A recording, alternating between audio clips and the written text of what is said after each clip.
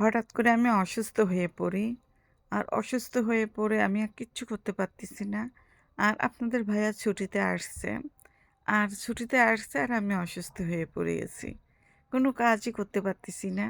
আসসালামু আলাইকুম। সবাই কেমন আছেন? আলহামদুলিল্লাহ। আপনাদের দোয়ায় আমি অনেক, অনেক ভালো আছি। এই তো ভিডিওটা দুপুরবেলা থেকে শুরু করলাম।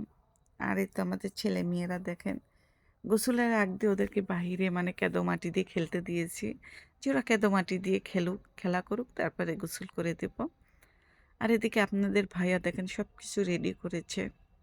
আমি একটু শুয়েছিলাম আর এদিকে এই যে কল্লা কাটিছে, আলু দিয়ে ভাজি করব দেখে পেঁয়াজ মরিচ কাটিছে। আর এই যে মুরগি আনছিল, মুরগিটা পরিষ্কার করে নিয়েছি। মাশাআল্লাহ অনেক সুন্দর করে পরিষ্কার করেছে, আমি দেখতেছি। আর মুরগি কত বড় মুরগি আনছিল আমি জানি না, দেখিনি। কিন্তু ওই যে রানগুলো দেখতেছি, মুরগি পা দেখতেছি বড় বড়। রানটাও অনেক বড় মোটা, তাতেই ভাবছি যে না মুরগিটা মনে হয় হয়তো বা অনেক বড়। কি মুরগি তা জানি না, আর জিজ্ঞাসা করবার মনে নেই। যাই হোক, ওদিকে আমি সব কিছু মানে দেখে এসে আপনাদের ভাইয়া তো সব কিছু রেডি করতেছে, জাল ধরাচ্ছে। যে বলল তো আমি জাল ধরিয়ে দিই, তুমি নাই রান্না করো না। আর কারণ যেহেতু আমার ভিডিও করা লাগবে, ভিডিও দিতে হবে। আর এদিকে যে বাজার করে আনছে কোনো কিছু তুলি নেই, ওরকমই আছে। কে করবে? ছেলে মানুষ যেটুকু করেছে এইটুকু আল্লাহর কাছে হাজার হাজার শুকরিয়া যে আমার স্বামীটা তা এত কিছু করতে পারে। তারপরে যে আমি বাজারগুলো আস্তে আস্তে গুছিয়ে নিচ্ছি। আর এগুলো না গুছালে আর কে করবে? ওকে তো আর এত কিছু করানো যায় না, আর বলাও যায় না। হয়তোবা করতেও, তারপর আমি নিজের থেকে এটুকু করলাম। তাও ও আমার সাথে একটু রাগ করলো, বলল যে আমি করতাম তুমি করলে কেন? যাই হোক, আপনাদের ভাইয়া কিন্তু জালটা ধরিয়ে দিয়েছে আর আমি এই যে রান্না বসিয়ে দিয়েছি। আরও কিন্তু আমার পাশে বসে আছে, সব কিছু এগিয়ে যোগা দিচ্ছে, সব কিছু করতেছে। আর আপুরা আমি কিন্তু এভাবে কোল্লা ভাজি করি। এভাবে কোল্লা ভাজি করলে কিন্তু খেতে অনেক মজা লাগে। বেশি তিতা লাগে না। এই যে কোল্লাটা আগে তেল দিয়ে ভাজি নেই আর লবণ হলুদ কিছুই দেই না।